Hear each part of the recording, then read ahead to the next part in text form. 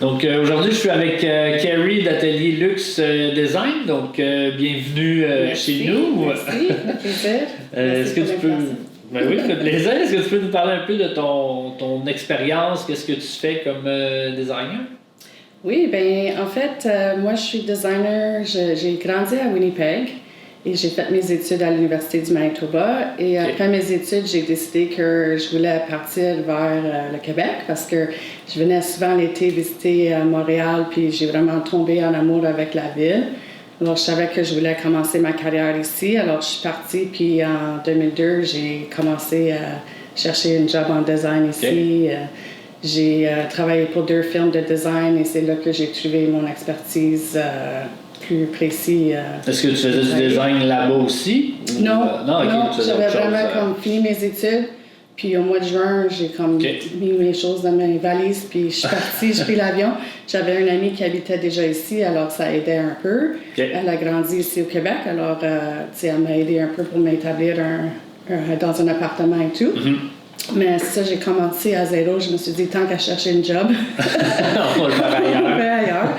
Puis là, je suis là encore depuis 2002, alors j'aime encore ça, évidemment. Super. Ça fait combien de temps qu'Atelier Luxe Design existe? Oui, bien en 2015, j'ai décidé de partir de ma propre entreprise pour vraiment faire des projets que je voulais faire, qui me faisaient comme triper plus et tout.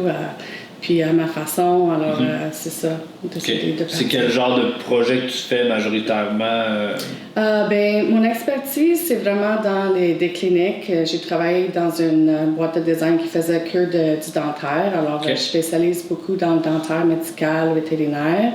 Mais on fait aussi du corpo, des bureaux. On fait aussi des magasins de meubles parce que j'ai aussi travaillé pour une autre entreprise qui faisait le design des magasins à travers le Canada. C'était des bannières, on faisait les plans, les départements de matelas, les départements d'électroménager. Alors ça aussi, c'est un autre créneau qu'on a. Puis actuellement, on travaille beaucoup avec Accent Meubles. C'est une bannière à travers le Québec puis Ontario. Alors, vous faites des projets de design aussi, pas juste au Québec, des fois, vous allez à l'extérieur. Oui, c'est ça, oui. On a même fait un projet... l'année passée aux Dominicaine République. Oui. Alors, c'était différent de travailler là-bas. C'était curieux, on a reçu un message par Instagram de quelqu'un, puis je pensais que c'était comme un spam, mais finalement, c'est pas un spam. J'ai écrit au monsieur, puis il y avait une petite clinique de 3 salles sur 2 étages, puis on a fait tout le design à distance. Ils nous ont envoyé les plans, on a fait le 3D et tout, puis...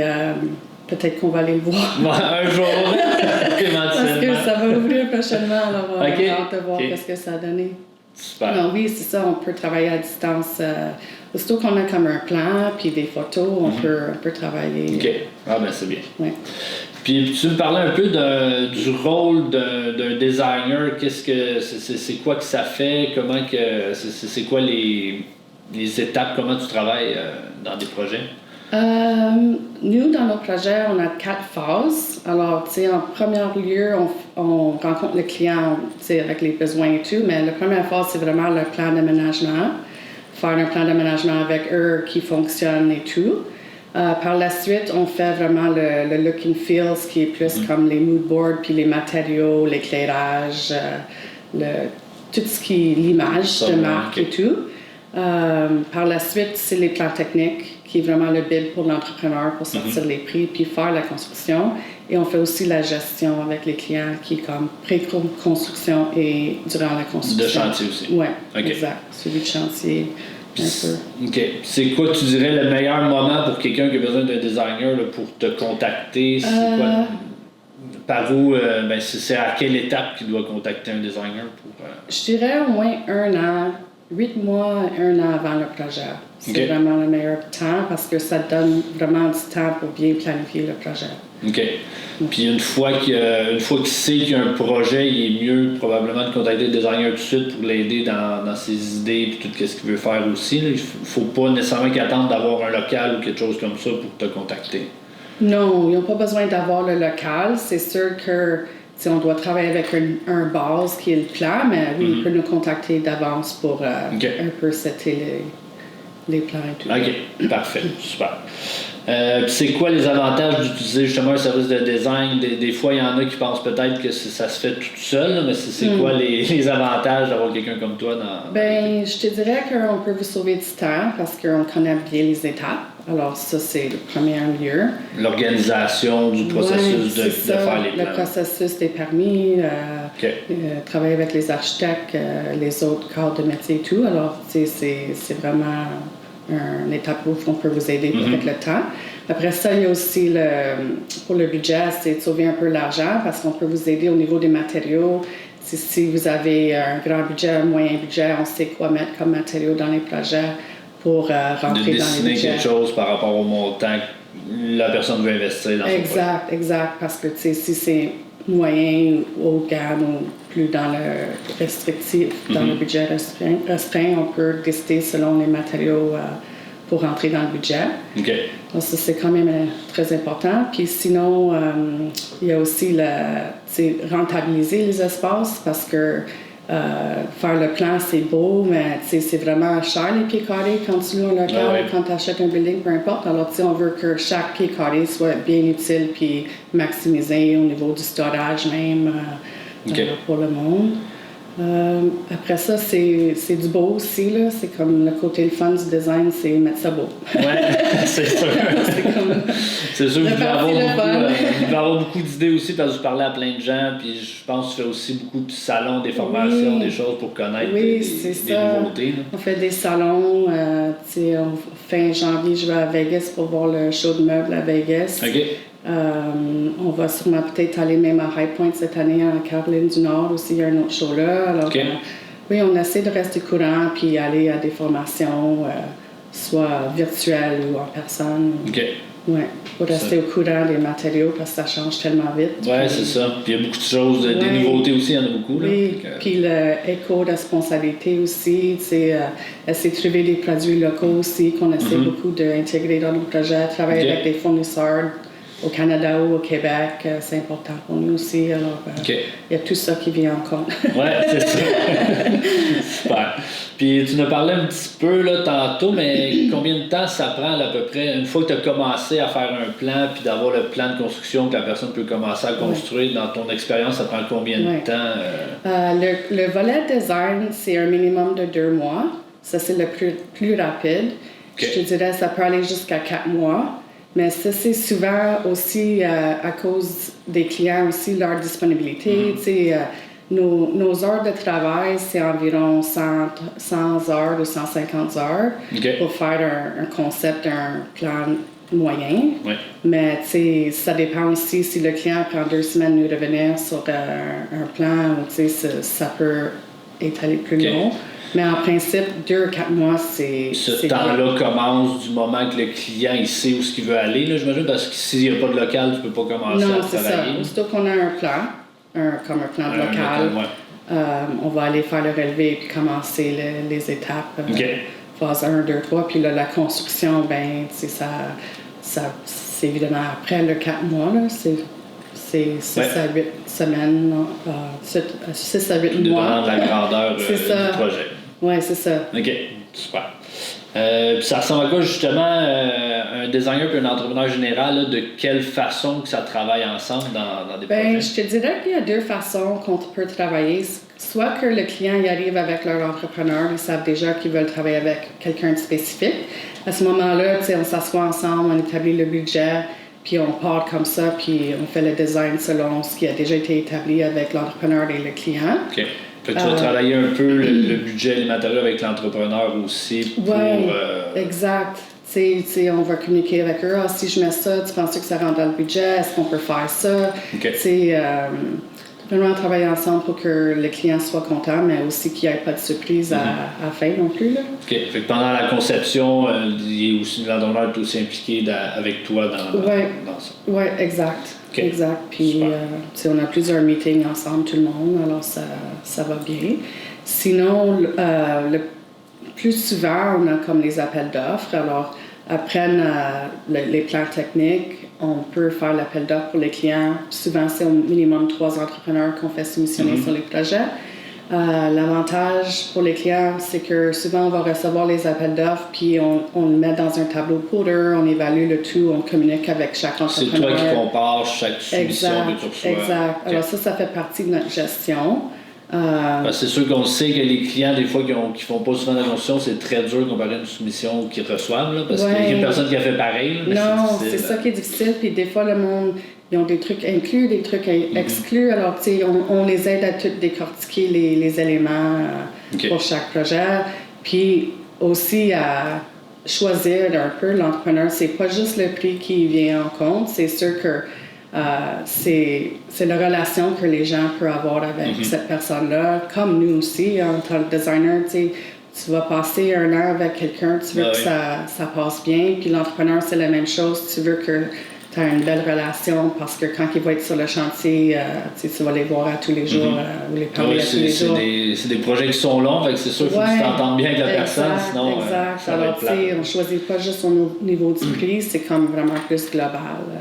Des gens qui te ressemblent, des gens qui ont un peu les mêmes valeurs que toi. OK. Puis c'est quoi un peu la différence? Tu parlais un peu que tu conçois avec l'entrepreneur, l'autre tu t'en vas en appel d'offres. C'est quoi? Y a-tu quelque chose? C'est quoi vraiment la différence entre les deux? Y a-tu une façon que tu aimes mieux travailler que l'autre ou ça se ressemble quand même pour toi? Ben moi, je laisse vraiment le client décider, rendu là, parce que je veux pas imposer quelque chose. Tu sais, comme... Souvent, je vais référer du monde avec qui je travaille, ça c'est de 1, parce que quelqu'un qui a déjà travaillé ce type de projet-là va connaître mieux. Tu veux pas que quelqu'un y arrive et fait leurs premiers essais sur votre projet, c'est pas le fun parce qu'il y a des risques. C'est sûr qu'il va arriver quelque chose. C'est ça. Alors, tu sais, je vais faire du monde de confiance, puis je les guide comme ça, puis je les laisse prendre leur décision finale. OK, parfait. Fait que c'est toi, tu peux faire des propositions, mais c'est le client en bout de ligne qui va choisir avec qui il veut faire affaire. Ouais. OK. C'est quoi, tu dirais, les pièges là, les plus fréquents ou que les gens ont tendance à faire là, qu'on doit éviter quand on conçoit un projet? Ben, il y en a sûrement plein, mais un que je peux penser, c'est genre, des fois, les gens, ils vont écouter un peu tout le monde, n'importe qui. Je te donne un exemple. Ben, mon beau-frère, c'est un entrepreneur, puis il m'a dit que, non.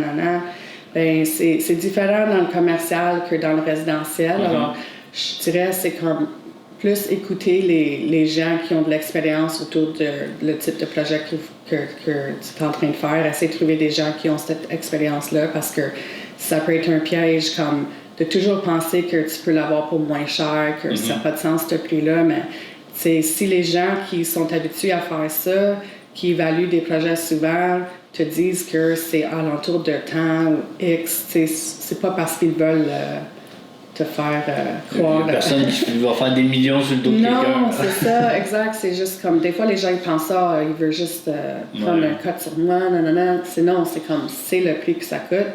On travaille là-dedans tous les jours, on fait des évaluations assez souvent pour savoir combien ça peut coûter le pied carré. Alors, si ton beau-frère te dit que ça va coûter 150 $ le pied carré, puis tu sais que c'est un minimum de 200, déjà là, il est comme, ça fonctionne pas. Là, ça, tu vois plus les gens au début du processus qui pensent ça, plus vers la fin, c'est quand que ça arrive? Ben, je pense souvent, c'est d'office du budget avec le client au départ, parce que... Avant d'avoir fait la soumission complète, tu vas parler du budget. Oui, parce qu'il faut qu'ils sachent combien ils vont investir au départ. C'est pas à la fin, puis... Il faut que c'est fini, les plans, il est trop tard. Oui, c'est ça. Si tu ne veux pas de surprise, puis c'est ça. OK, parfait. Selon toi, on travaille quand même souvent ensemble. Y a-t-il quelque chose qui distingue ce que nous on fait des autres? Je sais qu'on aime ça travailler ensemble, mais c'est quoi la raison principale qui fait... Qu'est-ce qui est différent quand ben, je dirais que vous êtes beaucoup à l'écoute des clients, alors vous gardez tout le temps le budget en tête, alors c'est toujours comment qu'on peut atteindre le budget. Alors, si jamais dans mon projet je spécifie quelque chose, ben c'est important que l'entrepreneur met cet item-là dans le design. Disons, si tu me dis, ben le plancher, est-ce qu'on peut faire quelque chose, est-ce qu'on peut mettre quelque chose de moins cher, ben on peut travailler ensemble comme ça pour trouver des solutions pour le client. Alors ça, j'aime bien. Puis, si je n'arrive pas sur le chantier puis que vous avez changé les poignées pour un autre modèle moins cher ou quelque chose comme... doit respecter les plans pour que le client aille ce que nous autres, on a travaillé ensemble. Alors, tu sais, ça, je trouve C'est sûr que la communication est importante une fois que le chantier commence parce qu'on sait tout qu'il arrive quelque chose, mais c'est important de rester en communication avec la designer qui a pensé le concept aussi pour respecter ce que le client veut avoir. Parce qu'il n'y a aucun chantier où qu'il n'y a rien qui arrive. C'est impossible. Il y a toujours quelque chose. Ça, j'essaie d'expliquer aux clients comme attendez-vous ce qu'il y a des surprises. Il y a tout le temps quelque chose. Alors, c'est la façon qu'on réagit puis qu'on trouve les solutions à ces problèmes-là qui est important. Puis il y a toujours une solution. Alors, oui, c'est sûr. C'est ça. Alors, c'est ça qui est important. Puis ce que j'apprécie aussi, c'est comme d'être impliqué, comme s'il y a quelque chose, justement, vous allez nous appeler pour nous dire. Parce que souvent, si le contremaître décide de prendre la décision lui-même, mais est-ce qu'il est conscient que ça va affecter le meuble qu'on a dessiné? Est-ce que ça va affecter l'éclairage qu'on avait au plafond? Ça va même aussi peut-être décevoir le client parce que toi, tu as discuté, comme tu dis, pendant peut-être 7-8 mois avec les clients. Exact. C'est plus que nous, qu'est-ce qu'il y a besoin. Oui, où il y a des attentes d'avoir cet item-là, puis finalement, ils l'ont pas. Ou, c'est tout ça. Alors, c'est toujours la communication qui est Parfait, super. Puis, dernière petite question, y aurait-tu une situation exceptionnelle, spéciale que tu aurais vécue, que tu voudrais partager, quelque chose qui t'est arrivé dans ta carrière? Je pense que ça revient toujours un peu à la communication. J'ai fait des projets, un chantier l'année passée où on a eu comme aucun appel. Alors, des fois, pas de nouvelles. C'est pas de bon. Pas nécessairement. C'est quoi l'expression? Pas de nouvelles, bonne nouvelle, ça marche pas toujours. C'est ça, exact. Alors, tu sais, dans ce temps-là, c'est comme j'ai appris, de faire mes propres suivis aussi avec les gens parce que j'ai eu un entrepreneur qui était engagé par le client parce qu'il voulait absolument travailler avec eux. Finalement, l'entrepreneur a engagé un sous-traitant pour faire les travaux. Okay. Le sous-traitant a engagé un sous-traitant. Ça commence à être loin.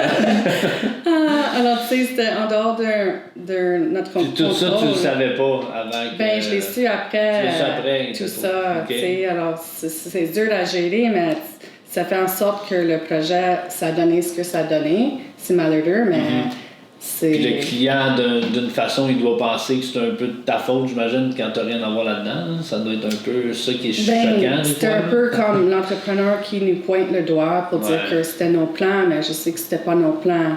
Alors, tu sais... Il a changé beaucoup de choses, puis... puis c'était à distance encore, alors c'était plus dur parce qu'on n'avait pas le suivi sur le chantier, alors... c'est encore, comme on parlait, un défi de communication, des fois, c'est ça qui est bien important dans les projets qu'on fait. Exact, mais tu sais, on apprend toujours de nos aideurs, alors tant que les prochains... tu l'appliques sur les prochains, ça va toujours aller mieux. Mais bon. Parfait. Merci beaucoup pour ton temps. Bien apprécié. À toi. Merci.